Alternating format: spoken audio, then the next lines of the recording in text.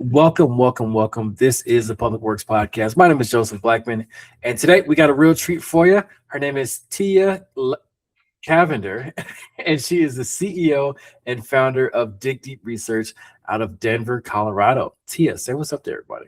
Hey there. Hello. Thanks for having me today. For sure.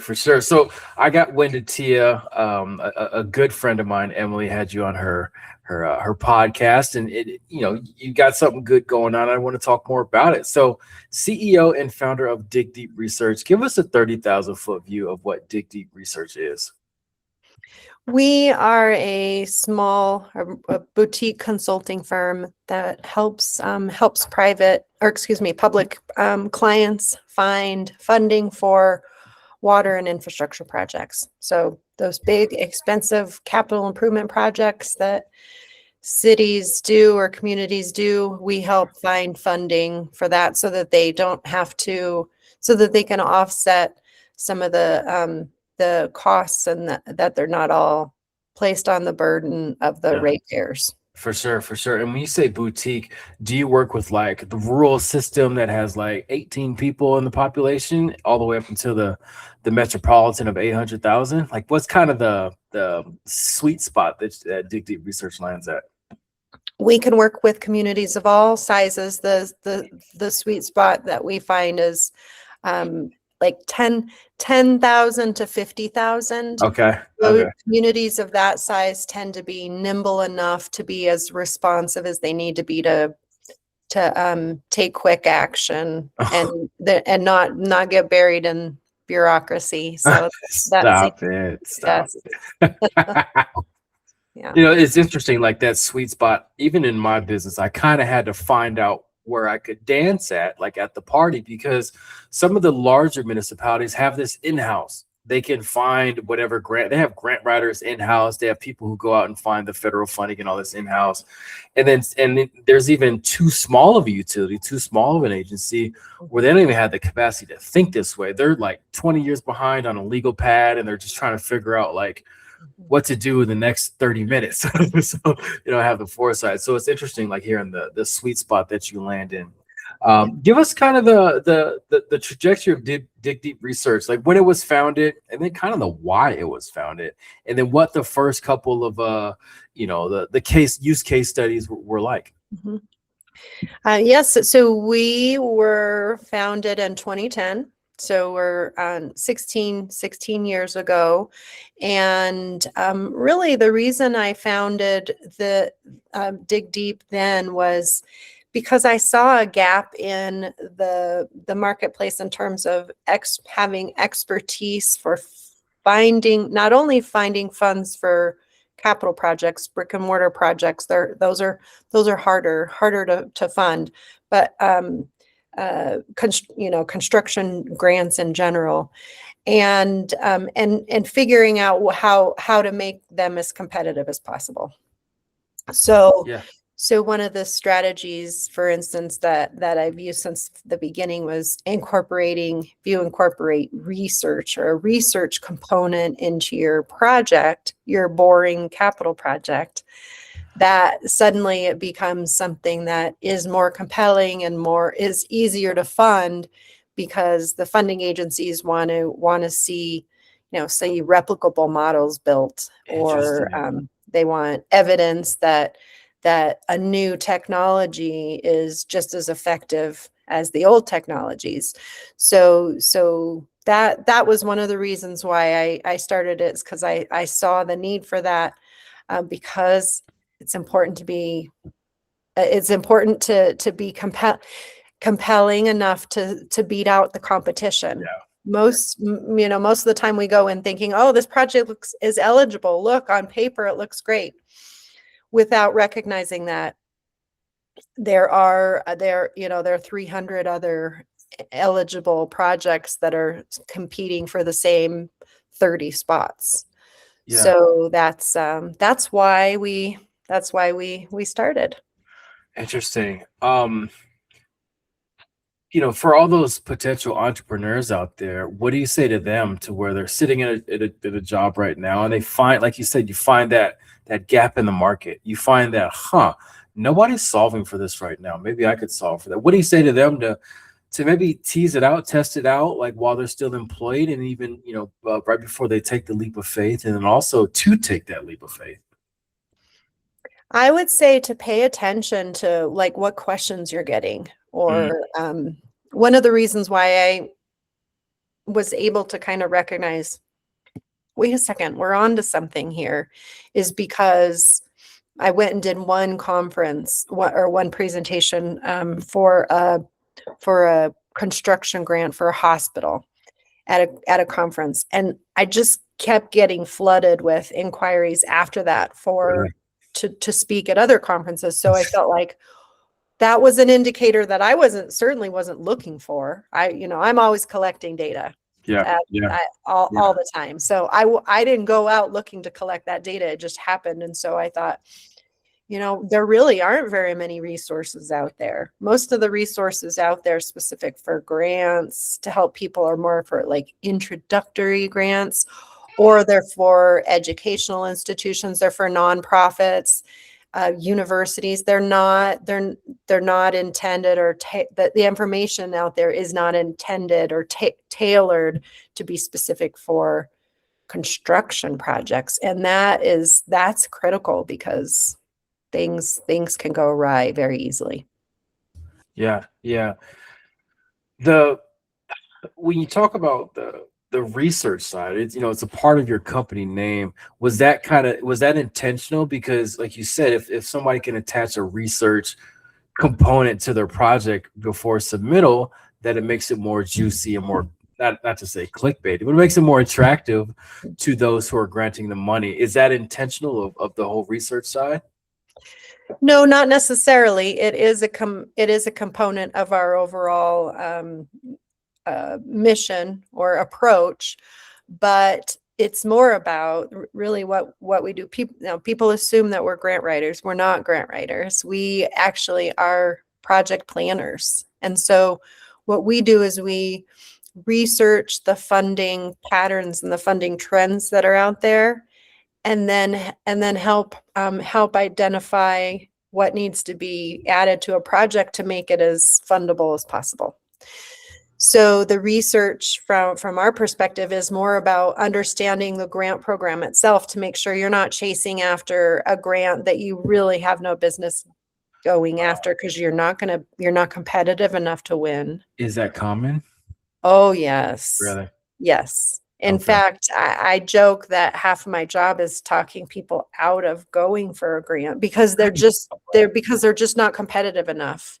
Yeah. And so our approach is very different in that we say, instead of looking for funding after you have a project that needs funding, instead look for what's out there, what right now is getting funded, what are the things that are fundable. Like with the last administration, for instance, infrastructure was everywhere, water infrastructure, right? There was so much money, so many projects getting funded that really needed to happen, that don't have sources. And now all of that's gone. With this administration, safety is more important to them. So that means, okay, then police and fire and those types of capital projects are going to be more viable options for funding than a water treatment facility would. Yeah, yeah. And we talk about the administrations. That's one of those things that, like, a lot of us, we don't realize what's happening until it's already happening to us. Like, so and so will be, the new president. They install their cabinet. They put other people in place, and they start to roll out what they think is viable or what they think makes sense. So, how does a person, again, of the utility director of a 10,000 population area, I mean, they don't have time to keep up with what's going on Capitol Hill. Of course, they could call you, and I'd encourage them to, but like, what would be some tabs they would keep open on their computer, or some publications they would look into to know, hey, is this association favorable to what I need done, with the dollars that I have? Yes, I think the most important thing to consider when you're in that situation is to rely on the state agencies or the technical support that is out there. So one of the most common mistakes that people make, and everyone does this, it's literally every, even people that we hire, it's one of the things that they can't get over is no one wants to call the funder and ask for money. No one wants to call and like pitch their project. It's like Really? it's like a, it's like no one wants to go to do door-to-door sales, Yeah, right? yeah, Like yeah, I shouldn't say no one. Of course, yeah. some people do, but so what I find is that a lot of times that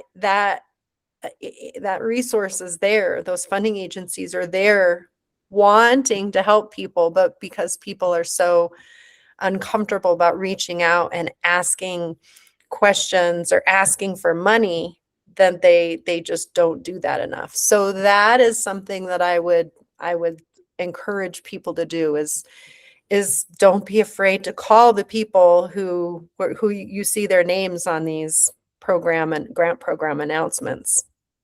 That's the first thing I would say. The second is that if you're just now seeing a grant come across your screen and realize that, oh, it's due in 4 to 6 weeks, you're too late. Really? Literally, No way. it doesn't matter if you spend all the hours available within that 4 weeks to get what you need done. You're still too late. You need to be knowing that you're going to go for that the year prior. So long-term planning is way more important than what people assume. They assume they wait until the project's designed Yeah, and they're like, "Oh, it's shovel ready, let's go get a grant." Well, if you right. end up doing that, you're going to delay the project is going to be delayed. The Yeah, construction of it will be delayed. yeah. No doubt about it.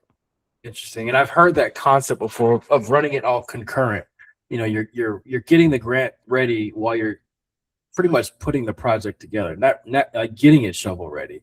So by the time that grant comes out, you get it. Now you're shovel ready instead of like daisy chaining it where you're waiting and waiting because, like you said, there could be a delay on all these things and it pushes everything else back. So interesting concept. So let's talk stipulations. From the rural utilities that I talked to, even like on the grant writing side, they talk about when you go out for some of the state or federal money, it comes with stipulations. It comes with this reporting aspect that nobody has time, energy, effort, manpower, bodies to actually do well. So Yeah. they say, forget it. Why even do it when I know there's so many strings attached to these dollars? Does dig deep research help out with that in any regard? Like, do you help talk people off the ledge and say it's going to be okay, or kind of what's your thought behind all that? Yes, well, our thought behind it is that it's never too soon to start planning. And so when we go for, when we're evaluating whether or not a client should pursue a grant program specifically, one of the considerations we make is, can they handle the reporting requirements? Is it going to increase the cost of the project? And if so, is it still worth going? Is there going to still be a net yield? Is the net yield high enough to justify all the pain that it's going to take to go for a grant? Can, can you give us, because I don't know, and that's why I'm asking, can you give us an example of what some of that reporting or some of those stipulations look like that come with grant money? Sure. And now it varies from Sure, sure. agency to agency, from grant to grant. Yep. So, but I would say that uh, depending upon if it's a federal source or a state source or a private source is really how we think of the reporting requirements. If it's the federal source, the reporting requirements are going to be the most cumbersome, the most scrutinized in terms of whether or not they're spent the way they promised to be spent. So there's a lot of work that can be done on the front end before you get a grant that can make the back end a lot easier. And so those are things that we often help. It's kind of like Mitigating. Okay, we know that there's no way that USBR is going to get their grant agreement executed before 1 year of the award date. So therefore, you need to make your construction schedule 2 years out from that. And so a lot of it is just planning and reconciling between what they hypothetically promised when they said they were going to do all this stuff, and ultimately what needs to take place in order to get the work done. Yeah, yeah. I mean, are some of the reporting things like, hey, you have to tell us every day how many times how many diesel gallons you used, or if there's any accidents on the job site? Like, what are some of those things that make the owners roll their eyes of like the things they have to report? Well, again, that varies from Sure. program to program. I would say the things that they're asking are not always. It's not that they're excessive or they're asking for too much, though. I actually think it's more that they just don't understand how it's done in the real world. And so, like, for instance, if someone says, or if a funding agency is like, all right, well, you can submit your reimbursement receipts every quarter. And the city is like, that means that we have to have 1 quarter worth of cash flow. We can't do that. We have to submit them every month. Yeah. In Yeah. fact, we were going to ask you if we could submit them every week. That's how poor we are. Yeah. So it's kind of like Okay. reconciling between the funding agency's unreasonable expectations Yeah. and what it really takes. So again, that's some of the art of it. And if you don't do that, it can tank a project. Yeah. What's how, give us again, I know it varies, but give us the ballpark, like how many a- uh, agencies, population 10 to 50,000, are actually going for state and federal money, or some like, hey, we just don't need it. We're doing fine. We're collecting on this and that, so we're good to go. Versus like some of the cities, like, we need the money. What's kind of the ratio there? Well, it depends on what's going on. And right now, I can unequivocally say every single community in every single state is desperate for money that Yeah. they'd be normally be getting. So at this point, everyone's fighting to even get back to where they were a year and a half ago. Yeah. And then even from before that, like, COVID really changed things. There were, in fact, a community here in Colorado, large community with a large population, probably 800,000, had prior to COVID. I had met with them and they're like, you know what, we're good. We can cash flow our projects. We have enough in reserves. Like, we don't have to chase after funding, which really impacts the timing and everything. So that was before COVID. Guess who was calling us the very first entity after COVID Yeah. hit? That same community. And they were of a completely different mindset. And so it depends on what's happening. It depends on how much development is happening in the community. Uh, uh, what we're seeing right now, and this is what I think I'm trying to educate everyone about, is that the trickle down effect of the federal funding freeze of 2025 it's debilitating. Explain. In that the funds are not flowing. Even if Yeah. there are funds that are programs that are available, they are being halted at so many different stops. So even communities that have been awarded money are not getting their funding.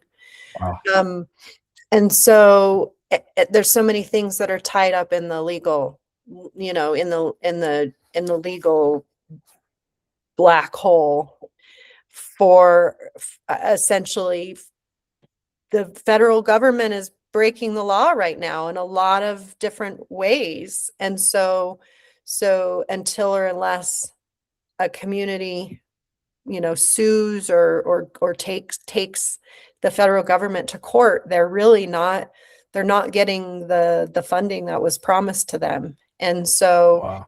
it's having a very significant impact on the state agencies. So because about a third of all the funding that comes from the state originates from the federal funding sources. And so once that spigot has been turned off, which it is, no matter what you see on TV or anything, that spigot is turned off. It has been since January of 2025. And so that means that the past year, there's still been some federal funding at the state levels, so they can still continue to offer their same programming.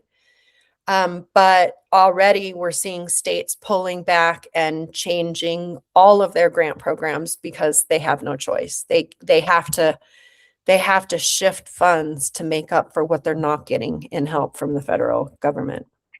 Yeah. Why aren't more people talking about this? Why is this probably the second, maybe first time that I've heard that the funding has been stopped and there's no like clear when that spigot is going to come back on again? Well, I think for one, it's just so complex. And the broad, the misinformation, the disinformation that's out there is just it's impossible to fight.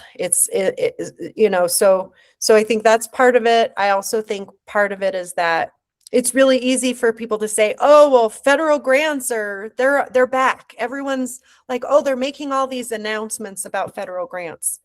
And here I am saying, well, first, federal grants always are hypothetical. Like they're putting out an RFP for something that's hypothetical. They can't say that they're going to have funding to do that. They can't promise it. It's contingent upon the congressional appropriations, right? So already you're going in with a hypothetical circumstance. So even if you do all the work to get the grant and you've been approved and you literally invested tens of thousands of dollars and hours and to just get this grant, for them to then say, oh, you know what, there's no appropriations right now. In fact, we're still working on a continuing resolution. How can they be promising money that when they don't even have the money that they were promised last year? And so a lot of it is like, it becomes it's a big struggle because people are like, well, normally we've never had to worry about this. Yeah. Like, well, normally the federal government follows the law. Normally, if you have an executed grant agreement with signatures, you're golden. Like you know that's coming through. So that I think is part of it. Plus, there's so many earmarks going through. So with the Obama administration, the Obama administration did away with pork barrel spending. Earmarks you couldn't do it anymore. And right now that is basically the only way money is getting through is through earmarks and pork barrel spending. So what that means, that's all tied up in lobbying activities, campaign circumstances. So where before the majority of the funding comes through competitive grant programs, in this administration, the majority of the money is coming through earmarks. And the earmarks are determined and are impacted by the campaign. So for instance, we're working with a client who's in a very hotly contested district, one of the tightest races in the country. And so we know there's going to be a lot of money flowing into that district. So we're going to ask for more money in that district than we would another district who has no chance of switching any seat. Yeah. So it's really difficult right now for anyone to even agree on what's happening because they're all seeing different things. And also you tend to, you normally believe the federal agencies that are telling you this information when you call them, right? Normally you can believe what they say. Now it's normally. there's a party line, and even if they know more than that, they can't give anything else besides the party line. And so you can't advise clients about things when the information that you have is different. So like in some cases we'll hear things from federal employees. We'll hear how things are going from them, and then we'll see something else that talks about a federal agency in the paper that says something completely different. So it's very difficult right now. Yeah. And so this IIJA, everybody was all excited about the Infrastructure something Jobs Act. Tons of money for infrastructure, tons of money for jobs. Like, so is that a thing of the past? Like, what happened to all that money? Is it getting to who it needs to get to? And is there like what's the future after that? So unfortunately, I hate to be the one to tell you this, but yeah, that is a thing of the past. The Trump administration did away with all of that, anything associated with that, including funding that had already been awarded. And so that is that's very problematic. So that one originally would have been appropriated like every year for 5 years, they would have gotten funded. So they ended up getting like 2 years of it. And so in some cases, the funding is no longer there for projects that had already started even. So BIL, anything you hear, the Bipartisan Infrastructure Law, or the IIJA, in Infrastructure and Investment and Jobs Act, are no longer they're no longer viable options. Any monies that were not already spent by the entities prior to the Trump administration coming were rescinded, and many of those rescinded projects, if the communities went and took the federal government to court for them, then those are the only ones that are getting through. No way. Wow. Mm-hmm. See, okay. Wow. Yeah. That's aggressive. Let's say Tia's president for a day. What are you changing as soon as you get in? That's a loaded question, but take a stab. Well, no, it isn't. I mean, really, we have to start taxing these billionaires and huge corporations appropriately. I just heard a statistic yesterday that of the 80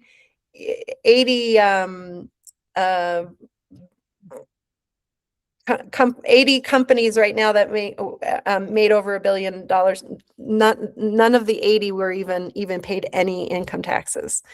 Really? And so the cost, even with the IIJA, the money that was there allocated, even with that unbelievable generational level of influx of funding that went in there, even that was not even a drop in the bucket to what's needed. And so if I were president, I would want to make sure to fund infrastructure more than ever before. And I mean, even come back and bring like, civil service programs or something back where the federal government is doing, these are a job. Instead of a TSA department, you have this, the civil engineers are creating and improving these infrastructure improvements that need to be made to keep us safe. So that's my my soapbox about where the investments need to be made. No, but the utilities agencies right now who are like, they're at the mailbox, opening the mailbox, waiting for the check, and the check isn't there, and it hasn't been there for the last so many months. what do you say to them? Like, how are we going to continue to operate? And again, the average age of a pipe underground in a urban city is 60 years, 50 years. And so that pipe should have been replaced 10 years ago. Yeah. How are we going to get the money to actually do these until, again, I think there's literally going to be people dancing in the streets, because the water is going to be brown everywhere across the country. So what do you say to them to keep the faith, maybe, or not keep the faith, or just, you get what I'm asking? Yeah. Yeah. I wish I had an easy answer, and I don't know what the solution is. It's certainly not continuing to overburden the ratepayers because they simply can't have it. The reality is that people's perception and the value that they place on having access to water and sewer, they undervalue it. The only time they value it is when they don't have it. And all the rest Sure. of the time they complain about the cost of it without having any idea of how expensive these projects are. Yeah. So I think I think for for one thing, it's a matter of having to get creative, and sometimes it has to be about saving money rather than raising money to pay for the things that are really expensive. And so the way in which we're helping clients now is trying to help them decrease their reliance on government grants in different ways. So instead of if they're going to design a project, try to just, is there any component of that project that we could make revenue generating? Is there any is there any component that, or is there anything we can add to a parks project? Can you add a zip line, or something that's going to bring in revenues? Or can you partner with some of the large corporations? Can you explore public-private partnerships more? So for instance, instead of a client using their capital reserves to purchase a bio, or a retention pond to turn into a storage facility, maybe instead they should partner with the corporation that owns that property to see if they could get it donated in exchange to have the name of that pond named after the company. Yeah. So Yeah. so just kind of figuring out what are other ways, non-traditional approaches that where these solutions can solve some of those, some of those Yeah. problems. We're seeing a lot of the P3, the public-private partnership. Something needs to get done. They'll go to a company and say, "Hey, do you want to be part of this or run it, keep the revenue from it? But we need it as a utility." And then that's where that partnership happens. And I mean, conceptually, it makes sense. Yes, it does. And those projects are much easier to get funding from than those that are solely driven by one entity. Interesting. So for instance, right now we're working on a project, a hospital project, where it's a water storage facility, dedicated water storage facility, so that if the water line, the main water lines go down, they still can serve the population. And so it's way more competitive now that we've got the hospital on board, and the health district, and the hospital foundation, and then a local foundation, and then Yep. the state legislators, that now it's something that's has broad community support, which is a Yep. lot easier to raise money for than just, this hospital has this Yep. project that they want to put forth. Yeah. Yeah. More people rowing in the boat means more people to serve. Um, you- I can tell you're pretty knowledgeable about a lot of this. What's Tia's info diet? Like, where would somebody who wants to know more, like, about what like what publications, what Google alerts they might have, like what books are they reading? Like, where do you find the information so you can continue to operate more efficient? Well, for our industry, the Grant Professional Association is a great resource, and that's a the biggest national association for grant professionals. That's the place that we get information, as well as we watch a lot of congressional hearings. It's really boring, Wow. but yes. So we watch a lot of C-SPAN, so you don't have to. And specifically, that's one of the reasons why we have a new membership offering that we've made available, because people don't have a place to go. They don't have 100%. Yep.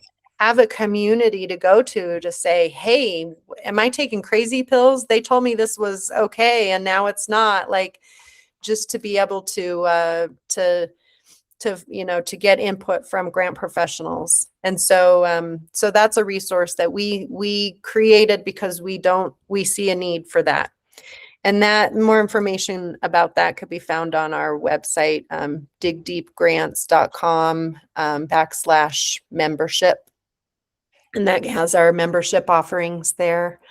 I also think that just really kind of paying attention to